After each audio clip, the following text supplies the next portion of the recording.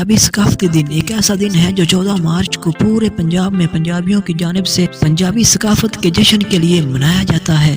پنجاب ثقافتی لحاظ سے ایک قدیم اور مالا مال صوبہ ہے، جہاں عشق کی ہزاروں امر داستانیں ملتی ہیں، جہاں جہلم، راوی، چناب، ستلج اور بیاس بہتے ہیں، جہاں بابا بلے شاہ، وارث شاہ، بابا فرید الدین گنج شکر، داتا گنج بخش نے اپنی زندگیاں گزاری، جہاں سے ہڑپا اور کندھارا کی تہذیبیں وابستہ ہیں، جہاں پنجابی ادب میں لوک داستانیں اور قصہ خوانی بھی ایک دل پذیر روایت رہی ہے، جس کو وارث شاہ نے ہیر رانجھا لکھ کر اونچ سریا سے نوازا۔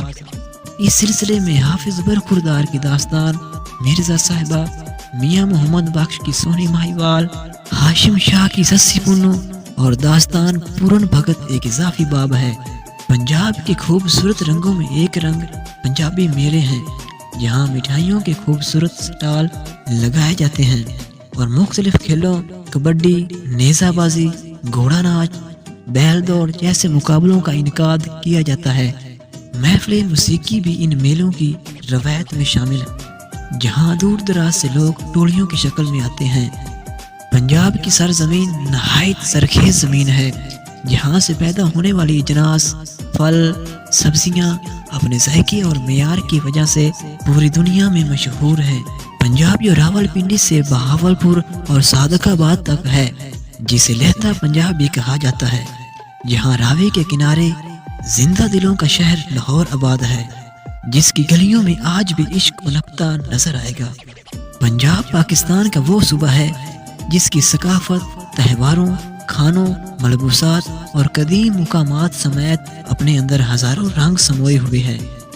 پنجابی ثقافت دنیا کی تاریخ میں سب سے قدیم ترین ثقافتوں میں شمار ہوتی ہے۔ پنجاب میں تاریخی قلعے ہیں، دریا ہیں، ریگستانی سلسلے ہیں، خوبصورت باغات ہیں، پہاڑی سلسلے ہیں، اور پنجاب اپنے صحت بخش اور مزیدار کھانوں کی وجہ سے دنیا بھر میں مشہور ہے۔